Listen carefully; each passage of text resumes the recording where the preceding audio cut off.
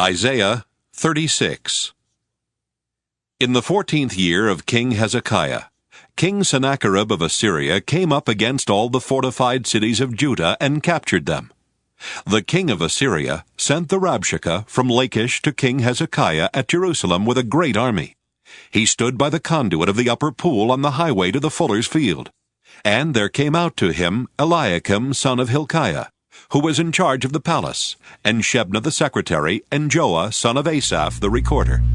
The Rabshakeh said to them, "Say to Hezekiah, Thus says the great king, the king of Assyria, On what do you base this confidence of yours? Do you think that mere words are strategy and power for war? On whom do you now rely, that you have rebelled against me? See, you are relying on Egypt, that broken reed of a staff, which will pierce the hand of anyone who leans on it.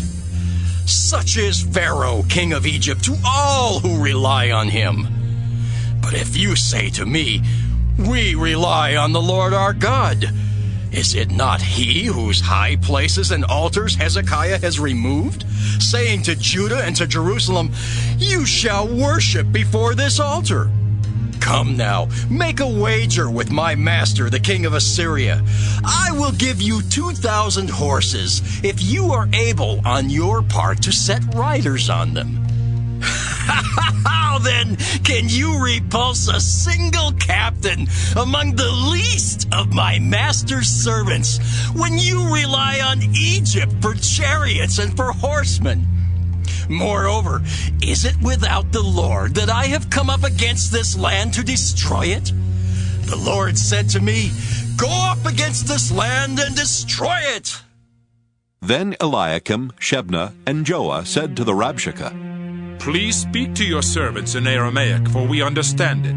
Do not speak to us in the language of Judah, within the hearing of the people who are on the wall. But the Rabshakeh said, Has my master sent me to speak these words to your master and to you, and not to the people sitting on the wall, who are doomed with you to eat their own dung and drink their own urine? Then the Rabshakeh stood and called out in a loud voice in the language of Judah, Hear the words of the great king, the king of Assyria.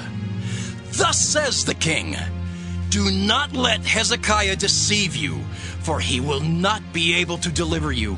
Do not let Hezekiah make you rely on the Lord by saying, The Lord will surely deliver us. This city will not be given into the hand of the king of Assyria. Do not listen to Hezekiah, for thus says the king of Assyria, Make your peace with me and come out to me. Then every one of you will eat from your own vine and your own fig tree and drink water from your own cistern until I come and take you away to a land like your own land, a land of grain and wine, a land of bread and vineyards. Do not let Hezekiah mislead you by saying, The Lord will save us. Has any of the gods of the nations saved their land out of the hand of the king of Assyria?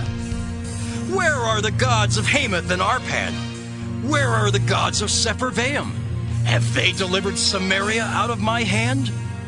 Who among all the gods of these countries have saved their countries out of my hand, that the Lord should save Jerusalem out of my hand? But they were silent, and answered him not a word. For the king's command was, Do not answer him.